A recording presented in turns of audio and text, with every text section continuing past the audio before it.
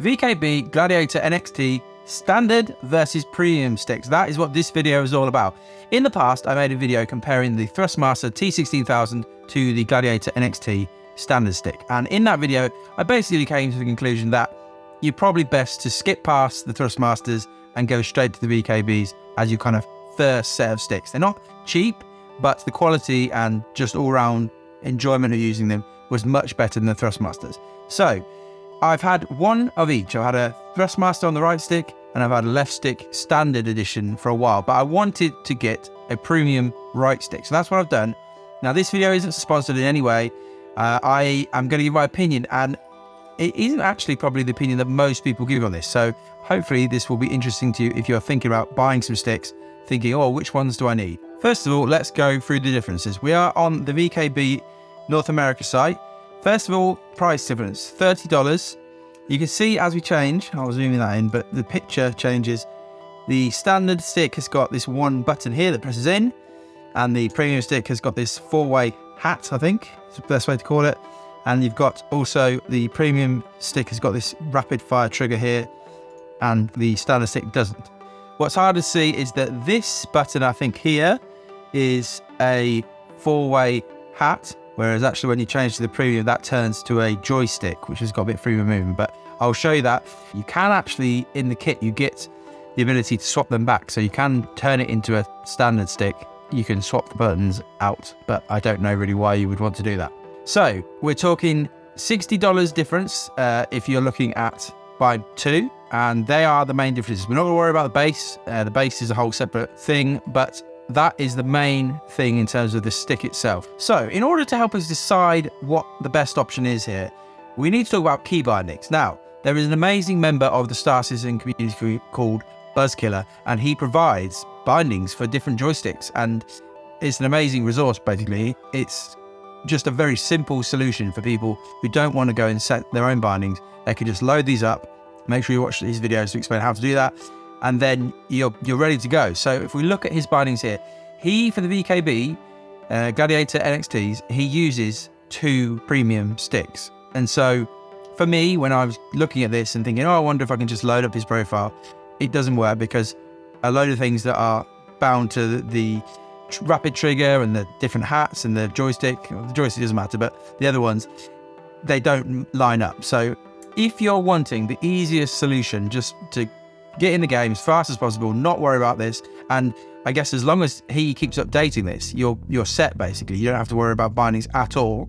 You obviously could tweak them and change them, but for the simplest solution, you should buy two premium sticks and just load his profile, and that basically you're set. But when you look at the bindings themselves, you'll see that some of the features of the premium stick aren't really that necessary. So if we look first of all at the joystick, again, like I said before, Star Citizen, I don't think currently can pick up all 8 directions. So you've only got 4 directions anyway, which is the same as the standard stick.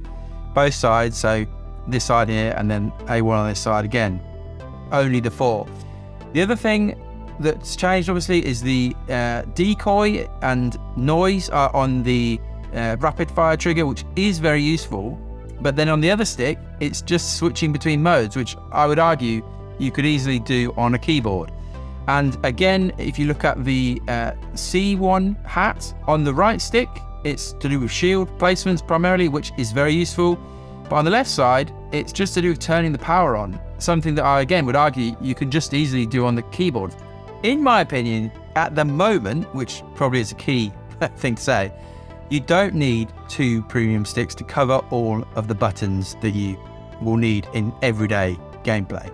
Now, I have done my own bindings. I have not got any mining ships or salvage ships, so really mine's just for flying around a bit of combat. So if you look at my bindings here, you'll see that I've not bound all sorts of stuff. This PDF is provided by Buzzkiller if you want to fill your own thing. So again, great resources, very, very useful for the community. But I have found that if I'm prepared to do my own bindings, this did take a couple of hours, so it's worthwhile saying that, I have found bindings that have not used half the buttons, and really you're kind of thinking, oh, what can I think of that will go on that button there, and you're kind of searching for things that might possibly be useful. I just don't think it's really necessary to have all of the buttons that you get from 2 premiums. Now, as I said, that's at the moment. CIG are going to at some point rework Flight at least once, hopefully just once more time. But we think we're getting the Master Mode stuff, and so who knows what they'll come up with. Obviously the power triangle, all sorts of things are relatively new that they just kind of came up with, and they are things that you want to bind. So in the future, it may be that you want as many buttons as possible. So I guess in terms of if you wanted to buy 2 sticks and then be done with it for as long as possible, again, you probably want to just future-proof yourself with the extra premiums. But if, like me, I say this, but obviously this channel is all about me blowing all my money on computer parts for starters. But at heart, I'm quite money, what's the right word to say? Not savvy, because I'm obviously not, but I quite tight sometimes. And so I look at things and think, do I need to buy that? And I think if you're in that boat and you want to save yourself $30 or whatever it costs in Europe or whatever, you don't need both premium sticks at this stage. I would personally go with a right, what I've got basically, a right premium and a left standard, and that is totally fine. Hopefully that's been useful. Even if you disagree with my rationale, you can make your own decision based on what I've shown you there. But that was a look at the premium versus standard. Let me know in the comments what you think, whether you think you should just get the premiums and be done with it. Maybe that is the right answer, but it will depend on what situation you're in.